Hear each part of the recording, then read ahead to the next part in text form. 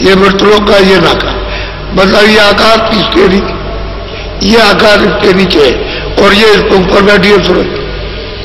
तो सूरज का आकाश ऊपर है। इसी आकाश में जितने भी कर्म है, आपके पाप पुण्य अच्छे बुरे, ये सब के सब इसी में जमा है। यही फैसला होता है इसका। और वो तुम जला नहीं सकते हो जब तक योग रूपी अग्नि प्रकट न हो जाए। नाम न प्रकट हो तब तक वो जलेगा नहीं, सफाई नहीं होगी। मोटी सी बात, सीधी सादी आपको जैसे बच्चों को पढ़ाया जाता है वैसे पढ़ाता, और भी सरलता से पढ़ाता हूं, मुश्किल नहीं है। तो सुन लीजिए जरा सा दोस्तों।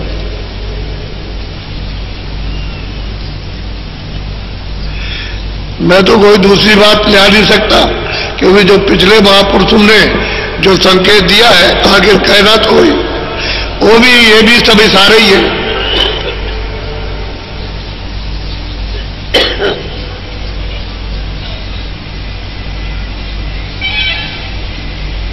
बोलो। दून से सूरती भाई न्यारी रे, मन से बंदी करे यारी। कहते भाई जीवात्मा धुन से, शब्द से, नाम से, आवाज से ये आ रहा है। और सूरत की दोस्ती मन के साथ, मन की दोस्ती इंद्रियों के साथ। इंद्रिय कहते हैं दो आंख है, दो कान है, ये देखो मुंह है, और मतलब ये इंद्रिय द्वार गुदाधार, इनकी यारी यानी मन की यारी इंद्रियों के साथ, और इंद्रियों की यारी भोगों के साथ। ये सब जो पर्दे हैं भोग है, ये मिल जाए, ये मिल जाए, उसका रस कौन लेगा? मन। तो सूरत मन के जाल में, और मन इंद्रियों के जाल में, और इंद्रिया भोगों के जाल में। आगे पर्दे तो धुन छूट गई, आवाज छूट गई, नाम छूट गया, सब छूट गया। जब छूट गया उधर से तो फिर पर्दा ही पढ़ना, और क्या पढ़ना। अगर नाम पकड़े रहते तो कोई पर्दा उसके सामने नहीं आ सकता। तुरंत जल बुंद के खाक, वो तो शब्द है, वो तो नाम है, वो कुछ चीज रहने नहीं देगा, तब सफाई कर देगा। और छूट गया तो जमाव करने का मौका मिल गया। तो ये जो कर्म कर रहे हो, ये सब वही जमाव गंदगी हो रही है इसी अंतःकरण पर।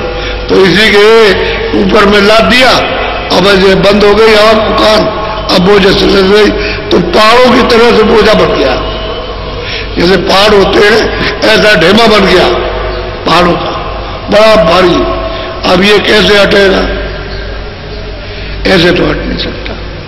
तो महापुरुष कहते हैं कि तुरंत जब धुन से तू न्यारी हो गई तो फिर तेरी यारी कहते हैं दोस्ती को, मित्रता को, मन के साथ हो गई, मन की इंद्रियों के साथ, इंद्रियों की भोगों के साथ। अब इस तरह से खिंचाव हो गया। अब भोग इंद्रियों से नहीं छूटते और मन दरवाजे नहीं छोड़ता, और फिर सूरत इनका मन साथ नहीं देता, तो सूरत अकेली क्या कर सकती है? क्योंकि गंदगी तो मन ने ला करके और लाती, और सूरत बेचारी अब असहाय हो गई। अगर धूल पकड़ ले तब तो फिर मन को काबू में कर लेगी, फिर कोई देर नहीं लगेगी, फिर तो ठीक हो जाएगी। फिर तो उसको साथ ले लेगी, वो कहेगी तुम मेरी मदद करो, तो ये मदद करने लगेगा तो निकल जाएगी। जब तक मन साथ नहीं देगा तब तक अब अकेले दुर्बल हो गई, कमजोर, असहाय, अब इसकी कोई सहायता नहीं कर सकता। तो क्या करते महात्मा? तो बताते हैं कि देखो मन को उधर से हटाओ, इंद्रियों के घाट से थोड़ा सा, फिर इंद्रियों से कहते हैं कि देखो तुम उधर मत जाया करो, उसमें तुमको तकलीफ हो जाएगी, आंख खराब हो जाएगी, कान खराब हो जाएंगे, सब खराब होगा, तो फिर तुम रोओगे, चिल्लाओगे। तो मतलब ये इस तरह से धीरे से भोग छुड़ाते हैं, और छुड़ा के मन से कहते हैं जरूरत के साथ दे, और तुझे अपना रस मिल जाएगा। जिस रस को तूने छोड़ा है वही रस मिलेगा। क्यों? कि जब ऊपर से उतर के आया था तो सैदल कमल के नीचे इसका भंडार है, उसको इसने छोड़ दिया, वहीं से एक छोटा तत्व बन के इसके साथ लग गया, बुद्धि का भी, मन का भी, चित्त का भी, अहंकार का भी। अब ये साथ आए और यहाँ आकर के यहाँ चारों तरफ यहाँ बैठे हुए, जब रात को ये सोते हैं तो यहां बैठ जाते हैं, और जब जागते हैं तो यहां आ जाते हैं। बस इतना ही है, यही बात हो। इंद्रियों के घाट पर बैठ जाएंगे और जब नींद आएगी तो यहां चले जाएंगे, बैठ जाएंगे, यही है। अब क्या करे बेचारी सुन तक। तो जब से तूने धुन छोड़ी है तब से देख इसके साथ तेरी दोस्ती, यानी मन तो उधर बना हुआ इंद्रिया, अब तेरा साथ कुछ ही नहीं रहा।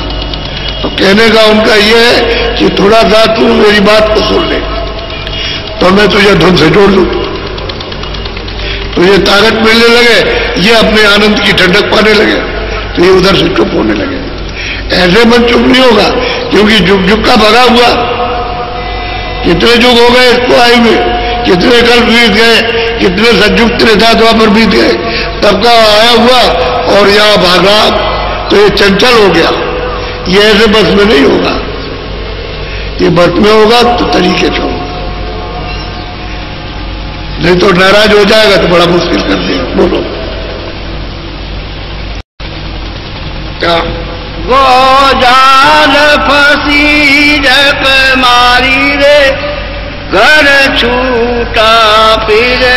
कितनी ऊंची बात महापुरुष कहते हैं कि भवजाल में तू फंस गई झक मार के, बेबस होकर के, यानी तो इस जाल में फंस के उसमें चली गई, मन इंद्रियों के घाट पर वो कमजोर हो गया और इंद्रिया भोगों में लिप्त हो गई, वो कमजोर हो गई। अब झक मारती फिरती है, अब तेरा तो कोई सहारा है नहीं।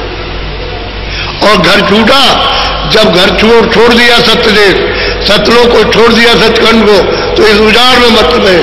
अब चारों तरफ यदि जा रही है और घूम रही है, कहीं कुछ नहीं मिल रहा। इससे निकाला इसमें, इससे निकाला पशु में, फिर उससे निकाला पंछी में, उससे निकाल के कीड़ों में डाल दिया, उससे निकाल के वो, और वहां से निकाला तो वहां पहुंचा दिया नरक में, तो यही भोग हो गए। झक मारती फिरती है, लेकिन कोई इसका सहारा नहीं होता कि हमको सहारा मिल जाए। कितनी ऊंची बात, घर छूटा फिर उजाड़ी।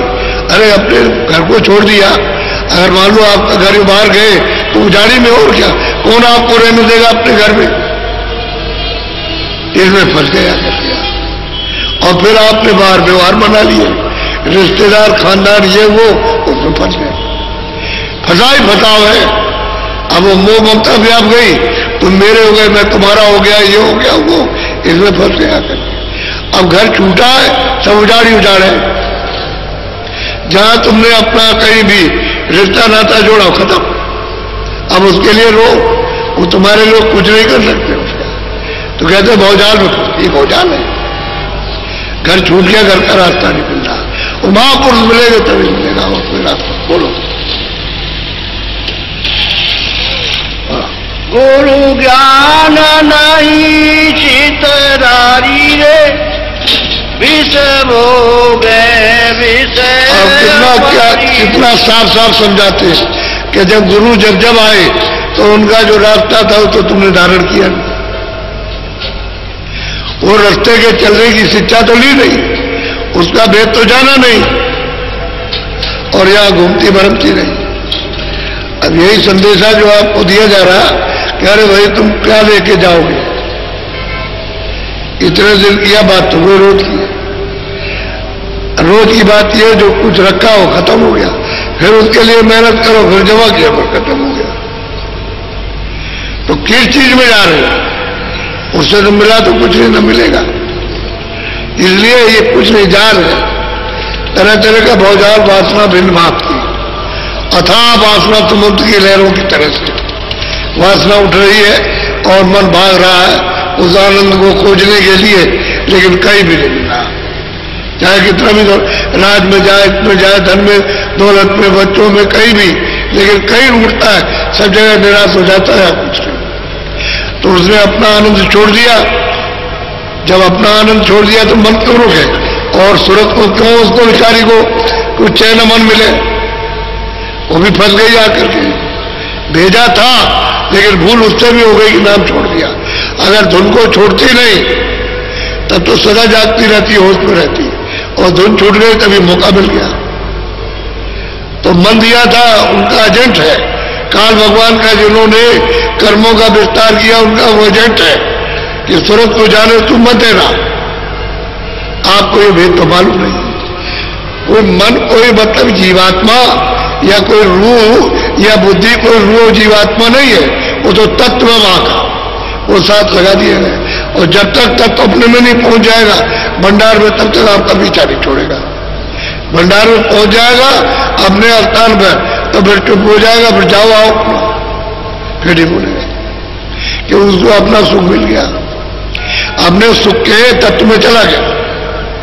अब वो इसलिए हरकत कर रहा कि हमको हमारा मिलना चाहिए था, सुख मिलना चाहिए, आनंद मिलना चाहिए, यह आनंद ढूंढ रहा। तो ये फंसाने का काम हो गया आपके साथ। कर्मों में फंस गए और फिर उसमें ढूंढ रहे हो। जब कर्म करने लगे तो ढूंढने लगे कि किधर छुपा है, कहां छुपा हुआ, बच्चे में है कि धन में है, कहां है कि समुद्र में है कि कहीं जमीन में, किस जगह पर है कि सकल सूरत में, तो वहां ढूंढे जाना और वहां कहीं मिल ही रहा तो भाग रहा है। बोलो। सिर भार उठावत बारी रे जमदंड सहे सर। कहते हैं वो महापुरुष बड़े प्यार से सिर पर तुमने सबका भार अपने ऊपर में कर्मों का, पाप पुण्य का ला दिया। अब वो जम तो दंड से गई। उसके देश में तो दूसरा कोई काम नहीं हिसाब करना कि तुमने अच्छा किया उसको लो और तुमने बुरा किया वो भोगो। वो तो जम का दंड है, वो क्यों छोड़ देगा। तो सरकारी आदेश है, अरे ईश्वर का आदेश है, वो तो आपको जिस कर्मों में फंस गए हो तो भोगना पड़ेगा, बच नहीं सकते। बचाने वाले तो संत है कि तुमको पाप पुण्य से बचा ले, तो 11 रूपी अग्नि जलाएंगे, नाम के साथ जोड़ेंगे तभी जीव बच सकता, और दूसरा कोई उपाय नहीं। ये कलयुग में सबसे सरल और सुलभ और आसान, इससे सरल कोई भी रास्ता नहीं है जो उसको सब कर सकते हैं। पहले युगों की साधना आप नहीं कर सकते हो, ना अब योग हो सकता है और ना और कुछ। ये नाम की कमाई सरल हो सकती है, सरल नाम की कमाई कलयुग में सबको अवसर दिया गया और वो सब खारिज कर दिया। संतों ने ऊपर जाने के लिए सब खारिज कर दिया, ये सुलभ कर दिया। तो इसमें सब देशों में जा सकते हो, स्वर्ग में जाओ, बैकुंठ में जाओ, क्योंकि वहां 14 भवन है, 14 लोक है, 14 लोक है स्वर्ग बैकुंठ में, तो उनमें आप सब में जा सकते हो। लेकिन नाम की कमाई वही होकर के जानी है, तो सबको देख लेना, सब उसी रास्ते मिल जाएंगे। उनको भी जाना, फिर ऊपर में सूक्ष्म लोक में जाना, तो वही जाने का रास्ता है। ऐसा तो नहीं इधर होकर चले जाओ, रास्ता वही है कि बीचों बीच से होकर के जाना और बीचों बीच से होकर के आए। अभी आपको बीच नहीं बात, तो कहते हैं सिर पर बाल लाद लिया। अब ये जात का, पांच का, इसका, हिंदू का, मुसलमान का, सिख का, ईसाई का, छोटे का, बड़े का, और जात का, बेजात का, हम क्षत्रिय, हम ब्राह्मण, हम ये और हम वो, इन सब का अपने सिर के ऊपर में बाल लादा। अब क्या करें, कर्मों में फंस गया करके। अब भाई घर में 10 बच्चे, चलो 100 बच्चे, और गांव में कोई 100 ही बच्चे हैं, और कोई आदमी नहीं है कहीं भी 20-25 कोस से, तो आप कहोगे देखो बच्चों के कपड़े ये गंदे हो जाए तो तुम साफ करोगे। माँ बाप कहेंगे अच्छा ये तुम ये खेती करो तो तुम करो खेती, उसको कहो ये कपड़े सिलो और ये करो, तो आप बच्चों को लगा दिया कि अच्छा ये काम करो, ये काम करो, ये, लेकिन जात तो ये, माँ बाप तो एक ही, बच्चे 100 है, अलग अलग काम सौंप दिया। थोड़े दिन के बाद जब उन्होंने देखा कि वो चले गए वो, और जब एक आध 2 पीढ़ी हुई तो कहने लगे ये तो छोटा काम है, ये तो मतलब भंगी है, ये तो मलमूत्र धोता है, इतनी सबकी